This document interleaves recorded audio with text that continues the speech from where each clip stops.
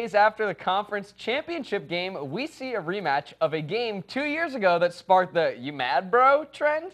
And the NBA is at the halfway mark this season, so the question is, which teams are title contenders and which aren't? We'll discuss that and more. The Power Play starts right now.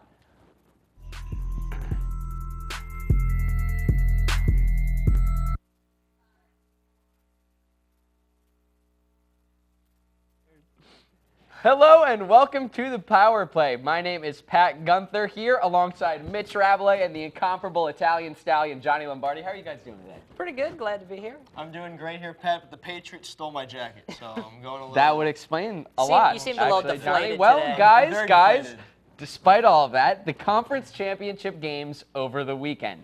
The NFC had ended in a nail-biter with the Seattle Seahawks winning in overtime. Here's what a couple of Seattle players had to say after the game.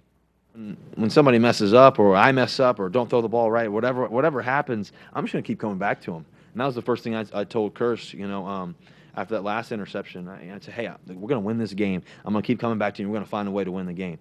And that's what we were able to do. I'm not coming out of an NFC championship game. I think you come out of there, I'm letting my teammates down, and I didn't want to let my teammates down.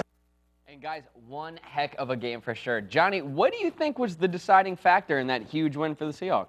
Pat, I think it was less of the Seahawks and more of just the Packers getting tight late. I mean, a 16-0 lead at CenturyLink Field in Seattle against a Seahawks team that really doesn't put up a lot of points offensively. You kind of thought the Packers had it in the bag. They got that, fourth interception on Russell Wilson with 5 minutes to go, and it looked like everything was going Green Bay's way, but, Seattle just that never give up attitude, the heart of a champion. Russell Wilson, the guy, he threw 4 interceptions, but his reputation is that he doesn't hurt the team. He doesn't make mistakes that hurts the Seahawks. And I really think that even though he threw those 4 picks, when they needed him to be big, Russell Wilson was big. I think that was a big part for the Seahawks. But really, I think the blame goes more on the Packers than the Seahawks. I'm going to have to agree with Johnny on this one. The Packers really blew it. I mean, you have a 16-point lead. You've got 5 minutes left. You've got the ball. There is no reason why you should not win that football game.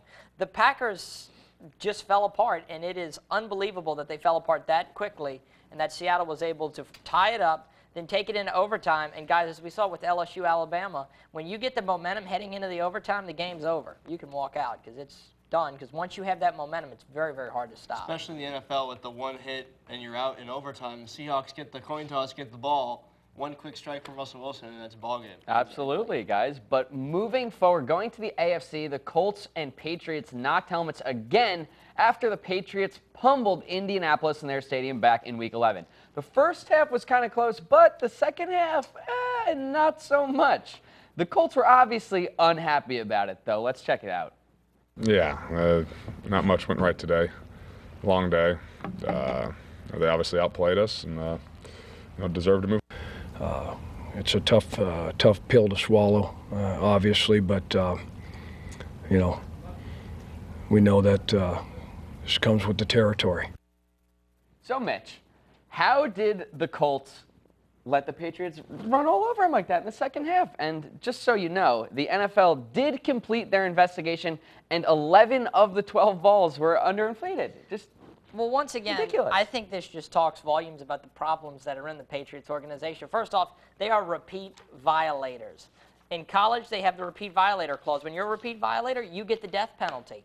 Right now, the New England Patriots are repeat violators, and in my opinion, Bill Belichick should be suspended for the Super Bowl and potentially the next season. He's the head coach. The responsibility rests with him.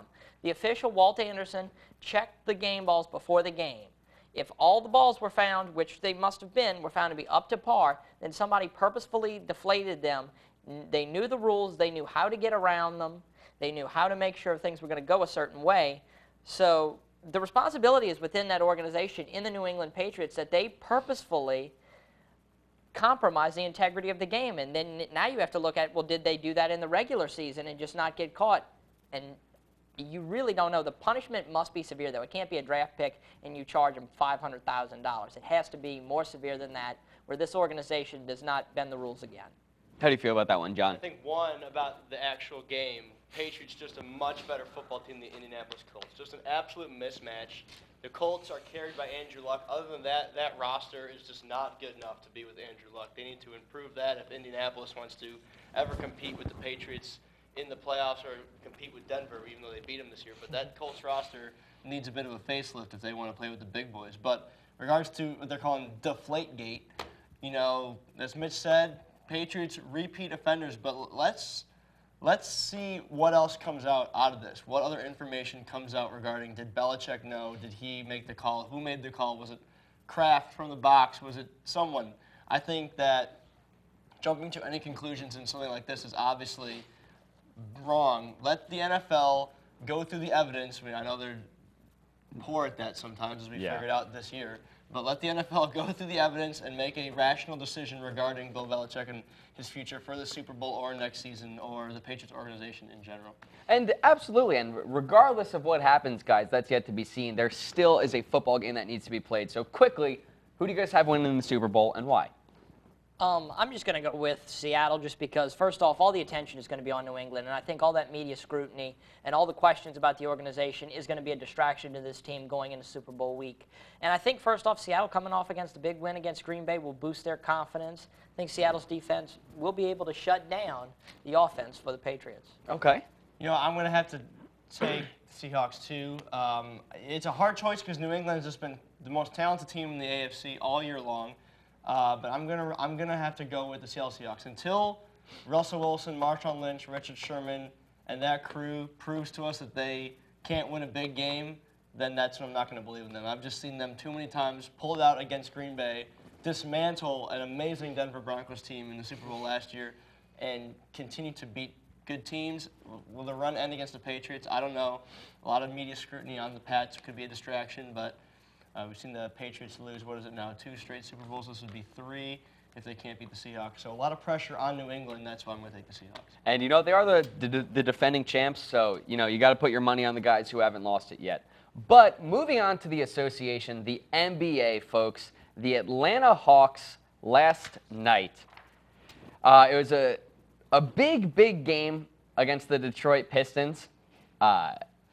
They defeated the Detroit Pistons to take the top seed in the Eastern Conference. Here we go. It was a battle of the big men in this game. Paul Millsap was tied with the game-high 20 points in this matchup, but the other 20-point scorer came from Mike Smith off the bench for Atlanta. A good outing for Smith, who only averages about 8 points a game, but 20 is huge for them. Greg Monroe, the main man of the Pistons, led them with 16 points and 20, yes, folks, 20 rebounds. The Hawks beat the Pistons by a score of 93-82 to improve to 34-8 on the season. Second only to the Warriors, who are 33-6 for the best record in the league where they pay for pay, the NBA. With the NBA crossing the midway point in the season, do you guys see the Hawks as a legitimate threat to the title? And if not, then who do you think is going to be competing when this comes down to the wire in June? I definitely think the Atlanta Hawks are contenders for the NBA title. I look at the Atlanta Hawks and I see San Antonio Spurs juniors. No superstars on that team. You know, there's some star players, some talented guys, but it's really a roster made up of just guys that work together in a great system, listen to their coach, play great basketball together. And you know what? They're hot. And especially in the Eastern Conference, they have as good a chance as anyone to run through that week playoffs. If I'm not going to pick the Atlanta Hawks, I'd say Golden State would be the other team that I just love. I think Steph Curry, Klay Thompson, they're just an amazing team to watch on the floor. But I definitely think the Hawks are for real, especially in that conference. And you know, when you win that many games straight, it's hard to bet against you. I'm with you there, and you know, like you said, they're an unselfish team, great ball movement. Mitch, who are you looking at? I'm going to have to go with Johnny. I think the Hawks are a legitimate title contender. I also think the fact that they are a team with no definitive superstars, and we are seeing right now that there are problems when you get those marquee players on your teams, as we're seeing in Cleveland right now. So I think the Hawks are a contender. I do think the Hawks potentially could make it. If not them, I'm not exactly on the Golden State train yet. I still think the Los Angeles Clippers could still make a run. I still think they have the talent. And I don't know. Okay. I would like to see Steve Ballmer at the NBA Finals. I'd like to see his dance moves at the NBA Finals. I I will tell you that much. Well, guys, that is all the time we have for today, unfortunately. For Johnny Lombardi and Mitch Rabalais, I am Pat Gunther, and thanks for tuning in to this edition of The Power Play.